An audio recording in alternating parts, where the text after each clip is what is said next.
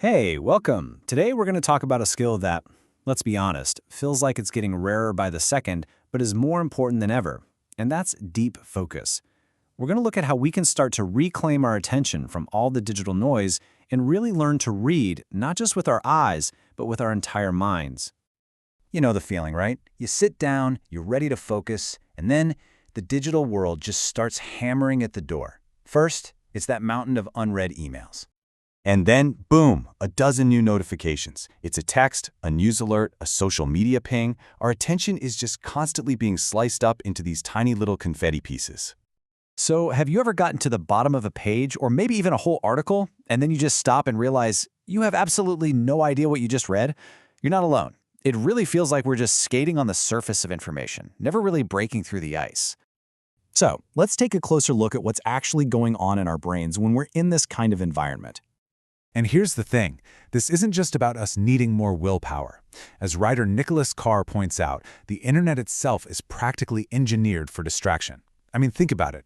The links, the ads, the infinite scroll, it all actively trains our brains to go for speed and skimming, not for that slow, deliberate concentration that leads to genuine understanding.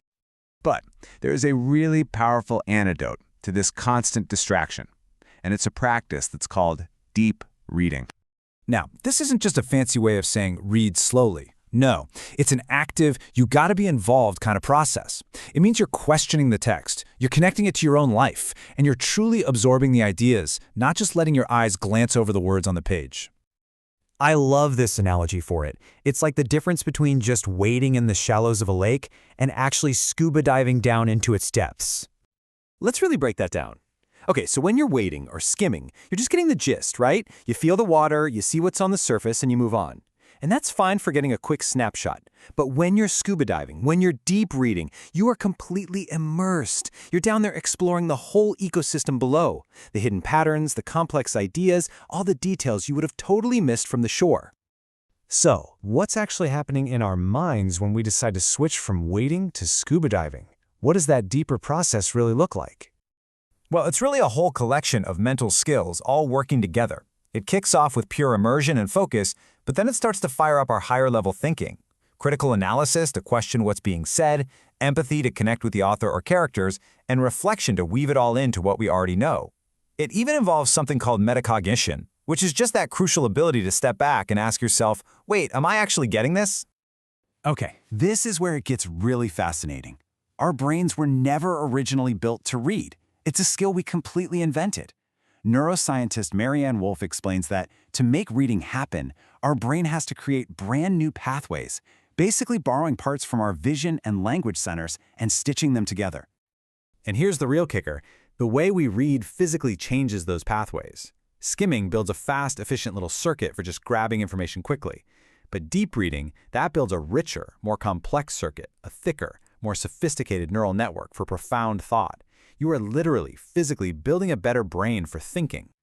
So what's the big payoff for building these stronger brain circuits? I mean, what are the concrete benefits you're actually going to see? Well, the contrast is pretty stark when you lay it out.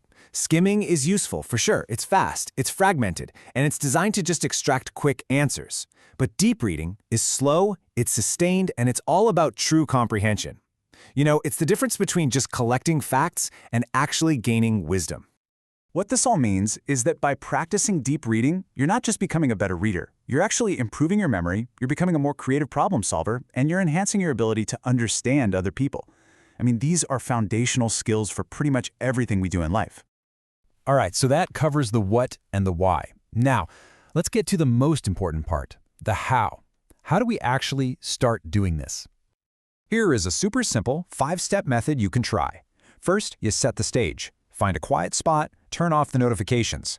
Then you preview the text, just to create a little mental map before you dive in. As you read, be active. Write in the margins, ask questions. Every so often, pause and try to summarize what you just read from memory. And the final step, which is maybe the most powerful, try to explain what you've learned to someone else. That's when you know you really truly get it. And this really gets to the absolute heart of it. This isn't just about blowing through your to-be-read pile. It's a form of mental training. It's an exercise in mindfulness and critical thinking that starts to spill over into every other part of your life. So I'll leave you with a little challenge. The next time you finish reading something, anything, don't just close the book or click away. Use this as a self-check. Ask yourself, can I state the main argument from memory? Can I come up with my own questions about it? This is the ultimate test, not of what you read, but of how you read it. So are you waiting, or are you scuba dived?